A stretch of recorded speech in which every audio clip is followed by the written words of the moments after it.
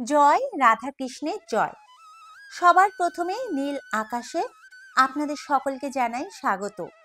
First time video নিয়ে আসলাম, ভুল ত্রুটি হলে মার্জনা করবেন।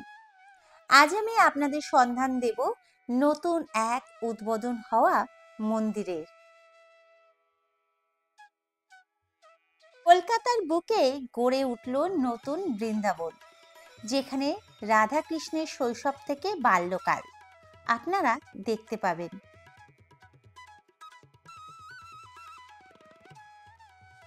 এই একই মন্দিরে আপনারা দেখতে পাবেন শ্রীকৃষ্ণের রাসলীলাও, যা আপনার চোখ এবং মনকে মুগ্ধ করবে।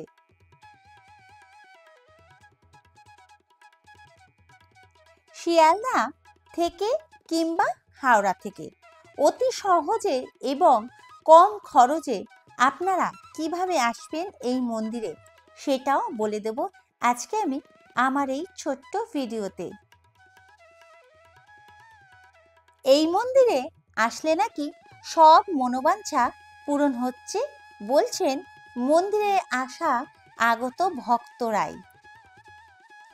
এই মন্দিরটি কবে উদ্বোধন হলো? কে এই মন্দিরের প্রতিষ্ঠাতা? মন্দির কখন খোলে কখন বন্ধ হয়? ভোগ ব্যবস্থা আছে কিনা? থাকবার কোনো গেস্ট হাউস আছে কিনা? এ টু জেড ইনফরমেশন দেব আজকে আমি এই ছোট্ট ভিডিওতে।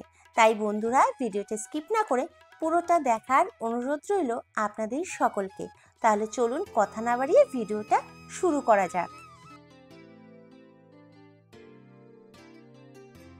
সবার প্রথমে বলে দিই আপনারা এই মন্দিরে কিভাবে আসবেন। শিয়ালদা থেকে ডানকুনি লোকাল ট্রেন ধরে অতি সহজেই চলে আসুন দক্ষিণেশ্বর। দক্ষিণেশ্বর স্টেশনের বাইরে থেকে 10 টাকা ভাড়া দিয়ে চলে যান এই মন্দিরে বা আরিয়াদহ কাঠিয়া বাবার আশ্রমে, আজকের গন্তব্যস্থলে। সময় লাগবে 10 মিনিট আর ভাড়া লাগবে 10 টাকা। এছাড়াও আপনারা পায়ে হেঁটেও চলে যেতে পারেন। আর যারা হাওড়া থেকে আসবেন তারা কাটুয়া লোকাল কিংবা বর্ধমান লোকাল ট্রেনে করে চলে আসবেন উত্তরপাড়া স্টেশনে। উত্তরপাড়া স্টেশন থেকে আপনাদের চলে আসতে হবে উত্তরপাড়া ফেরিঘাট। উত্তরপাড়া ফেরিঘাট পার করে চলে আসতে হবে আরিয়াদহ ফেরিঘাটে। আরিয়াদহ ফেরিঘাট থেকে মিনিট 5 হেঁটেই আপনারা পৌঁছে যাবেন কাঠিয়া বাবার আশ্রমে বা নতুন বৃন্দাবনে।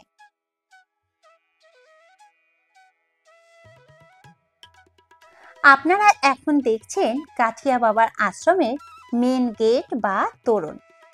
3টে চূড়া বিশিষ্ট এই মেন তোরণটি খুব সুন্দর, খুবই কালারফুল। এই তোরণটি দেখতে কিন্তু অসাধারণ সুন্দর লাগছে। আপনারা তোরণটি যদি ঠিকমতো লক্ষ্য করেন তাহলে দেখতে পাবেন, দেখুন মধ্যখানে একদম উপরের দিকে রয়েছে ব্রহ্মাদেবের ছোট একটি মূর্তি। তার ঠিক নিচেই রয়েছে লক্ষ্মী নারায়ণের বিশাল বড় মূর্তি। এবং আমরা যদি দুই সাইডে দেখি তাহলে দেখতে পাবেন বাঁদিকে রয়েছে বজরংবলীর একটি মূর্তি এবং ডান দিকে রয়েছে গরুর দেবতার একটি মূর্তি। আর যদি একটু নিচের দিকে আমরা দেখি তাহলে আপনারা দেখতে পাবেন বিশাল বড় একটি ডিজাইন করা গেট এবং তার উপরের দিকে রয়েছে দুটো হাতির মুখ। আর গেটের দু সাইডে যদি দেখেন তাহলে দেখতে পাবেন জয় এবং বিজয়ের দুটি মূর্তি রয়েছে। তোরণটা বাইরে থেকে দেখেই মন কিন্তু জুড়িয়ে গেল। আপনাদের কেমন লাগলো অবশ্যই কমেন্ট করে জানাবেন।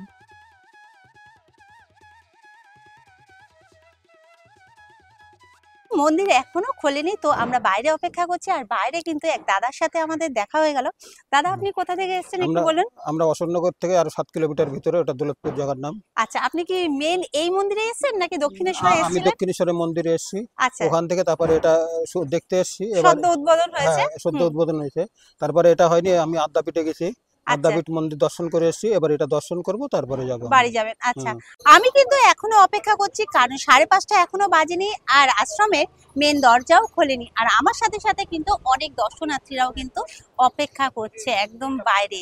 আর সব থেকে ভালো কথা হলো এই মন্দিরের বাইরেটা বসবারও কিন্তু জায়গা রয়েছে, দু সাইডে এরকম বেঞ্চ মতো করা রয়েছে।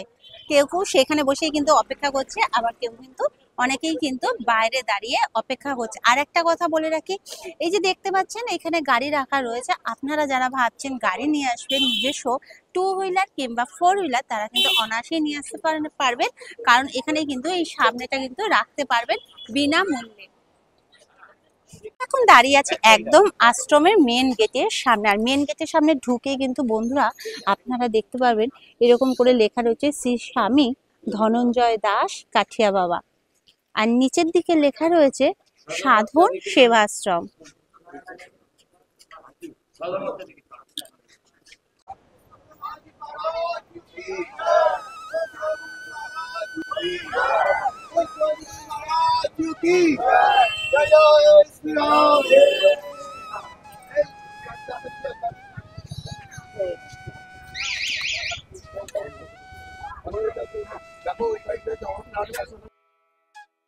অধীর অপেক্ষার পর আশ্রমের গেট খুলে গেল।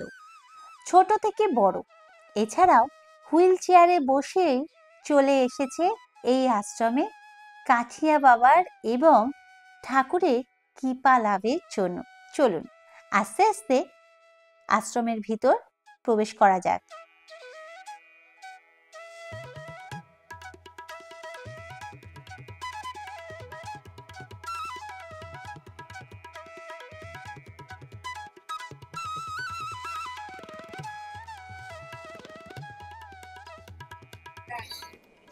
ওয়াও, মন্দিরের ভিতরটা কিন্তু দারুণ সুন্দর।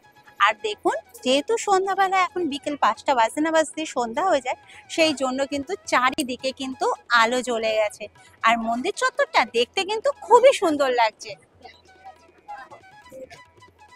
আশ্রমের ভিতরে ঢুকেই বন্ধুরা দেখুন বিশাল বড় একটি শিব ঠাকুর রয়েছে, আর তার সাথে রয়েছে নন্দী মহারাজ। দেখতে কিন্তু ভীষণই সুন্দর লাগছে। আর এই শিব ঠাকুরটা রয়েছে একদম ভেতরে ঢোকার আশ্রমের ভিতরের মেন গেটের সামনের দিকে রয়েছে। এবং আরো একদিকে আমরা যদি ওই দিকে তাকাই, একদিকে রয়েছে শিব ঠাকুর আর একদিকে রয়েছে নারায়ণ। কি দারুণ লাগছে।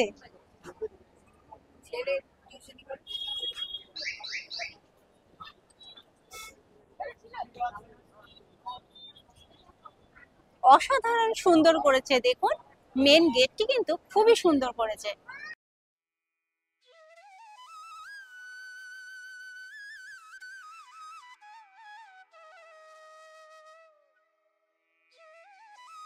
মন্দির প্রাঙ্গণে ঢুকেই ডান দিকে আপনারা দেখতে পাবেন কাঠিয়া বাবার আশ্রমে বংশ পরস্পরায় যে চলে আসছে, যেসব গুরুদেবরা আছেন তাদের প্রতিকৃতি মূর্তির মাধ্যমে সুন্দরভাবে তুলে ধরা হয়েছে এখানে ছোট্ট একটি মন্দিরের ভিতর।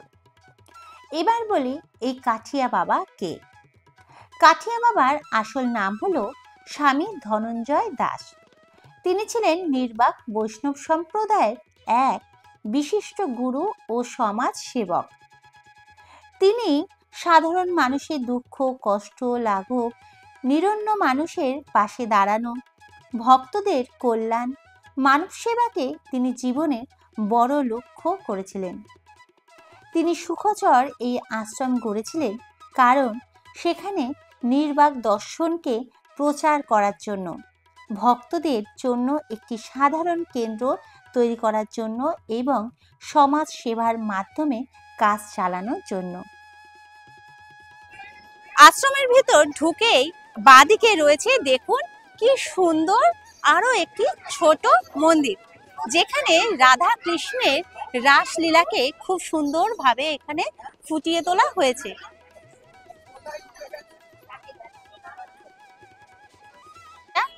ছোট্ট মন্দির মতো করা রয়েছে এবং তার উপরে রয়েছে গোবর্ধন পাহাড়। দেখুন এবং সেখানে দেখুন কৃষ্ণ ঠাকুর দেখুন পাহাড় ধরে রয়েছে, সেই দৃশ্যটাকেই কিন্তু এখানে সুন্দরভাবে ফুটিয়ে তোলা হয়েছে। কাঠিয়া বাবাকে দর্শন করে এবার চলুন আরো একটু সামনের দিকে এগিয়ে যাই। চারিদিকেই কিন্তু কিছু না কিছু আপনারা দেখতেই পারবেন। এখানে আবার দেখুন সমুদ্র মন্থনের যে দৃশ্যটা সেখানে কিন্তু এখানে ফুটিয়ে তোলা হয়েছে খুব সুন্দরভাবে। একদিকে রয়েছে দেবতাগণ আর মাঝখানে রয়েছে দেবাদিদেব মহাদেব, আর এক সাইডে রয়েছে অসুরগণ।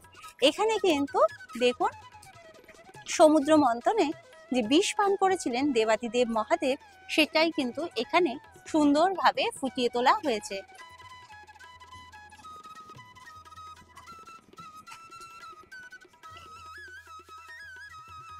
মন্দির প্রাঙ্গণের ভেতরেই দেখুন রয়েছে শ্রীকৃষ্ণের পছন্দের গোমাতা ও ছোট একটি বাছুরের মূর্তি।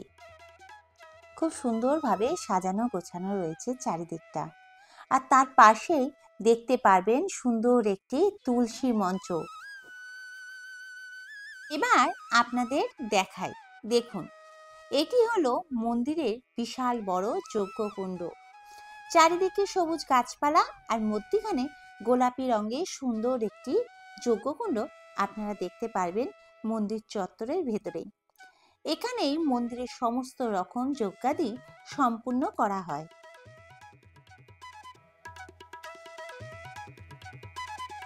মন্দির প্রাঙ্গণটা আপনাদের একটু ঘুরে দেখাই, দেখুন কি সুন্দর আলো ঝলমল করছে চারিদিকে, শান্তির আভাস রয়েছে এখানে। এবার আপনাদের বলে দিই এই মন্দির কখন খোলে এবং কখন বন্ধ হয়। এই মন্দির খোলে বিকেল 5:30টার সময় এবং বন্ধ হয় রাত্রি 8:30টার সময়। এটা হলো আশ্রমের মেন মন্দির। দেখুন গোলাপি রঙের এবং সুন্দর কারুকার্য করা, দু সাইডে রয়েছে দুটো সিঁড়ি। এই সিঁড়ি বেয়েই আমাদের যেতে হবে ভেতরের দিকে। আর ভেতরে গিয়ে আপনারা দেখতে পাবেন বিশাল বড় একটি নাট মন্দির। আর নাট মন্দিরের ভিতরটা দেখুন মার্বেল পাথর দিয়ে ডিজাইন করা, কালো আর সাদা। এবং উপরের দিকে যদি দেওয়ালের দিকে তাকান তাহলে দেখতে পারবেন বংশ পরম্পরায় যেসব গুরুদেবরা রয়েছে তাদের ছবি কিন্তু এখানে টানানো রয়েছে সুন্দরভাবে। চলুন আমাদের আরো একটু সিঁড়ি বেয়ে উপরের দিকে যেতে হবে, কারণ মেন গর্ভগৃহ কিন্তু একদম উপরে দোতলাতে। সিঁড়ি বেয়ে উপরে উঠেই আপনারা দেখতে পাবেন আরো একটি বিশাল বড় এবং খুব সুন্দর সাজানো গোছানো নাট মন্দির। আর নাট মন্দিরে উপরের দিকে যদি আপনারা তাকান তাহলে দেখতে পারবেন অনেকগুলি ঝাড়বাতি রয়েছে, আর সেই ঝাড়বাতিগুলোর আলোয় ঝলমল করছে পুরো নাট মন্দিরটা। আমার তো খুব সুন্দর লাগছে, আপনাদের কেমন লাগছে অবশ্যই কিন্তু কমেন্ট করে জানাবেন। উপরের ছাদে রয়েছে বিশাল বড় একটি ওং, সেটিও দেখতে খুব সুন্দর লাগছে। এখন হচ্ছে সন্ধ্যা আরতি। সন্ধ্যা 6টার সময় প্রত্যেক দিন এখানে সন্ধ্যা আরতি শুরু হয়। চলুন ঠাকুর দর্শন করুন। এখানে পূজিত হয় রাধা কৃষ্ণের, দেখুন কি সুন্দর। এছাড়াও পূজিত হয় শ্রী শ্রী নির্বাকচার্য ভগবানেরও। এবার আপনাদের বলে দিই এই মন্দির এখনো পর্যন্ত কিন্তু নিত্য ভোগ ব্যবস্থা চালু হয়নি। যেহেতু নতুন উদ্বোধন হয়েছে তাই পরবর্তীকালে ভোগের ব্যবস্থা চালু হওয়ার সম্ভাবনা রয়েছে। এই মন্দিরটি একেবারে গঙ্গার তীরে অবস্থিত। কথিত আছে বহু বছর আগে এক অসাধারণ যোগী, যাকে লোকেরা কাঠিয়া বাবা নামে চিনত, তিনি গভীর তপস্যার জন্য এই নির্জন প্রকৃতির কোলে গঙ্গার পাশে এই জায়গাটিকেই বেছে নিয়েছিলেন।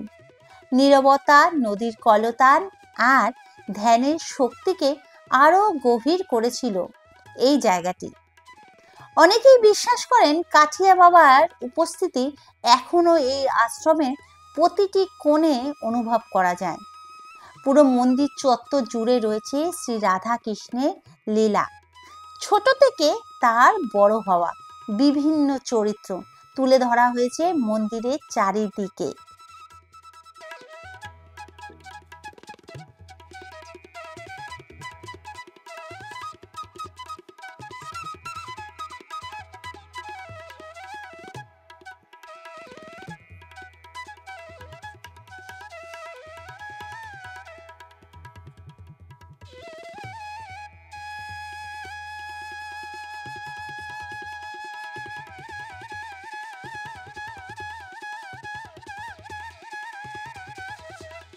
গঙ্গার ধারে এবং আশ্রমের পিছন সাইডের দিকে দেখুন শুধু, সেখানেও রয়েছে অনেকগুলি মূর্তি।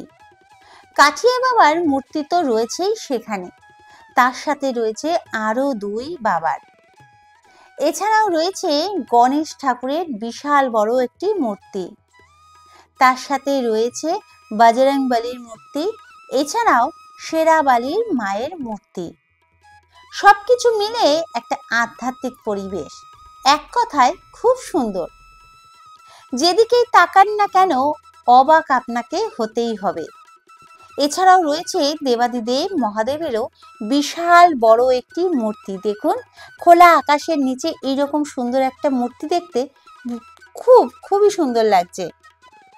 এবার আপনাদের বলে দিই এখানে কোনো গেস্ট হাউস আছে কিনা। হ্যাঁ বন্ধুরা, গেস্ট হাউস এখানে আছে। এই যে গোলাপি রঙের বিল্ডিং আপনারা দেখতে পাচ্ছেন, এটাই হলো গেস্ট হাউস। তবে বন্ধুরা, গেস্ট হাউসে এসেই আশ্রমের লোকেদের সাথে কথা বলেই কিন্তু আপনারা গেস্ট হাউসে থাকতে পারবেন, এবং তার জন্য ডকুমেন্টস কিন্তু ঠিকমতো আপনাদেরকে দেখাতে হবে। যতটা পারলাম এই কাঠিয়া বাবার আশ্রমটা আপনাদের সামনে তুলে ধরার চেষ্টা করলাম। আমার তো খুবই ভালো লেগেছে এই আশ্রমটা। আপনাদের কেমন লাগলো অবশ্যই কমেন্ট করে জানাবেন। যদি ভালো লাগে তাহলে প্লিজ একটা লাইক করবেন, শেয়ার করবেন, এবং আমার চ্যানেলের নতুন বন্ধু হলে অবশ্যই সাবস্ক্রাইব করে বন্ধুত্বের হাত বাড়িয়ে দেবেন। আর আপনাদের এলাকায় যদি কোনো ভালো মন্দির বা আশ্রম থাকে সেটাও আমাকে জানাতে পারেন, আমি আমার চ্যানেলের ভিডিওর মাধ্যমে তুলে ধরব সকলের সামনে। আজকের মতো এখানেই শেষ করব। আপনারা সকলেই সুস্থ থাকবেন, ভালো থাকবেন। আজকের মতো টাটা।